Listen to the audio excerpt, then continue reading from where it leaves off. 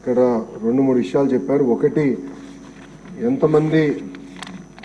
ఎంతమందికి ఇంకా అంటే వేకెన్సీస్ ఎంతమందికి ఆర్డర్స్ అనేది ఇష్యూ చేసాం అనే దానిపైన ఒక డిస్కషన్ ఉంది అధ్యక్ష.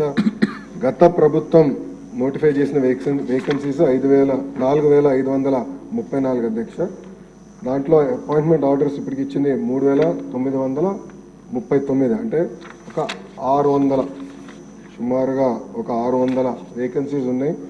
గౌరవ సభ్యులు ఇంకెక్కువ ఉన్నాయన్నారు అధ్యక్ష. ఆ వివరాలు నేను తీసుకుని దాన్ని ఎట్లా టేకప్ చేయాలో చేస్తాం అధ్యక్ష. రెండోది వచ్చేగల పెద్దలు అన్నట్టు రిటైర్మెంట్ బెనిఫిట్స్ అనేది వాస్తవంగా ఎంటీఎస్కి ఉండదు, సో అది వర్తించదు అధ్యక్ష. ఇంకో పక్కన ఏంటంటే రిటైర్మెంట్ ఏజ్ వచ్చేగల ఎగ్జిస్టింగ్ ఎంటీఎస్ రూల్స్ అనేది 60 సంవత్సరాలని ఉంది అధ్యక్ష.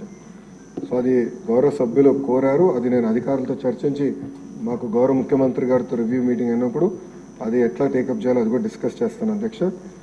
మీరు చూస్తే చాలా స్పష్టంగా నేను చెప్పదలుచుకుంది ఏంటంటే 1998 డిఎస్సిలో 22,542 పోస్టులు శాంక్షన్ అవుతే ఫిల్ అయింది 18,008 పోస్టులు, అంటే పెండింగ్ 4,534 పోస్టులు క్యారీ ఫార్వర్డ్.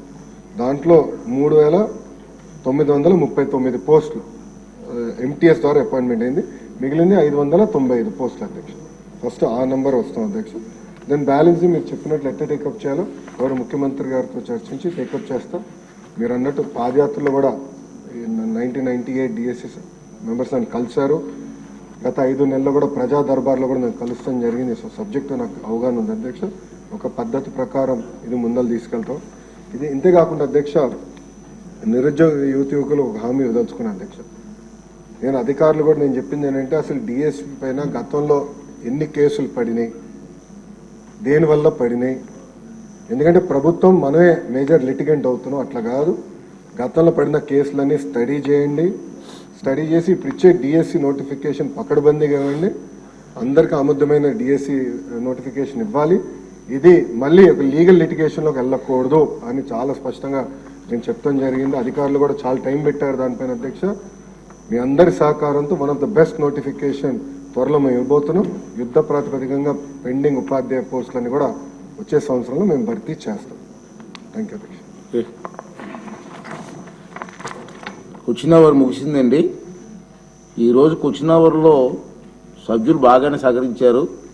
అయినప్పటికీ కూడా 7 క్వశ్చన్స్ అయ్యాయి, 2 hours అయింది.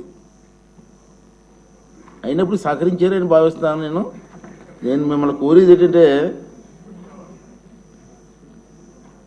క్లుప్తంగా మాట్లాడితే ఇంకా క్వశ్చన్స్ మనం ఎక్కువగా తీసుకోదు. ఇప్పుడు అతిథిగా మాట్లాడారు విజయనగరం ఎమ్మెల్యే గారు, సూటిగా మాట్లాడారు, సింపుల్గా మాట్లాడారు, తక్కువ టైంలో మాట్లాడారు. అదే ఇప్పుడు లోకేష్ బాబు గారు పొగటం కాదు కానీ మంత్రిగా సమాధానం చేసి చాలా క్లుప్తంగా వివరిస్తున్నారు, తక్కువ టైంలో సబ్జెక్ట్ క్లుప్తంగా. దీన్ని ఎమ్మెల్యేలు మంత్రులు అలవరుచుకోమని చెప్పి నేను రిక్వెస్ట్ చేస్తున్నాను, డిమాండ్ చేయలేదు, రిక్వెస్ట్ చేస్తున్నాను టైం కలిసి రావడం కోసం. ఇప్పుడు వచ్చిన అవర్ పూర్తయిందండి. 0 hour నేను చెప్పాను, నేను మీటింగ్లో కూడా చెప్పి 0 hour కూడా మీరు ఉపయోగించుకోమని. కానీ నాకు వచ్చిన ఈ 3 పేర్లు వచ్చాయి. ముందు నేమ్స్ చదవాలని, వచ్చిన పేర్లు అప్లై చేసుకున్న వాళ్ళు మీకు అవకాశం ఇవ్వాల్సిన ధర్మం నాకు ఉంది. ప్లీజ్. ఇప్పుడు